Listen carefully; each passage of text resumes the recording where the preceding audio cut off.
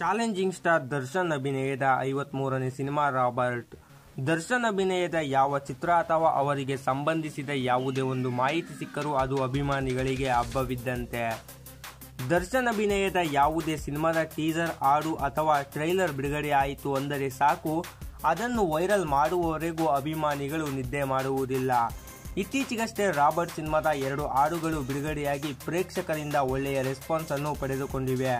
ಹಾಗೆ ಯೂಟ್ಯೂಬ್ನಲ್ಲಿ ಮಿಲಿಯನ್ ಗಟ್ಟಲೆ ವೀಕ್ಷಣೆಯನ್ನು ಪಡೆದುಕೊಂಡು ದಾಖಲೆಯನ್ನೇ ಮಾಡಿವೆ.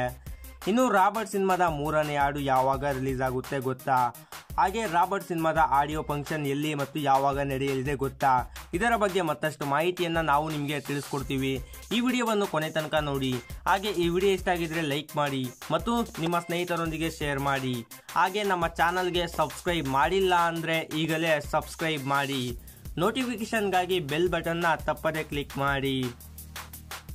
ಹೌದು, ರಾಬರ್ಟ್ ಸಿನಿಮಾದ ಬಾ ಬಾ ಬಾ ನ ರೆಡಿ ಹಾಡು ಹಾಗೂ ಜೈ ಶ್ರೀರಾಮ್ ಹಾಡು ರಿಲೀಸ್ ಆಗಿದ್ದು ಯೂಟ್ಯೂಬ್ನಲ್ಲಿ ಮಾತ್ರವಲ್ಲದೆ ಸೋಷಿಯಲ್ ಮೀಡಿಯಾದಲ್ಲಿ ಭಾರಿ ಸದ್ದು ಮಾಡುತ್ತಿದೆ. ಪ್ರೇಕ್ಷಕರೆಲ್ಲ ಈ ಹಾಡಿಗೆ ಫಿದಾ ಆಗಿದ್ದಾರೆ. ಇನ್ನು ರಾಬರ್ಟ್ ಸಿನಿಮಾದ 3ನೇ ಹಾಡು ಮುಂದಿನ ವಾರ ಆನಂದ್ ಆಡಿಯೋ ಯೂಟ್ಯೂಬ್ ಚಾನಲ್ ಅಲ್ಲಿ ರಿಲೀಸ್ ಆಗಲಿದೆ. ಹಾಗೆ ರಾಬರ್ಟ್ ಸಿನಿಮಾದ ಆಡಿಯೋ ರಿಲೀಸ್ ಫಂಕ್ಷನ್ ಮಾರ್ಚ್ 21ರಂದು ಕಲಬುರಗಿಯಲ್ಲಿ ನಡೆಯಲಿದೆ ಅನ್ನುವ ಮಾಹಿತಿ ಈಗ ಸೋಷಿಯಲ್ ಮೀಡಿಯಾದಲ್ಲಿ ಹರಿದಾಡುತ್ತಿದೆ. ನೀವು ಕೂಡ ರಾಬರ್ಟ್ ಸಿನಿಮಾದ 3ನೇ ಹಾಡಿಗೆ ಕಾಯುತ್ತಿದ್ದರೆ ಲೈಕ್ ಮಾಡಿ. ಹಾಗೆ ನಿಮ್ಮ ಸ್ನೇಹಿತರಿಗೆ ಶೇರ್ ಮಾಡಿ.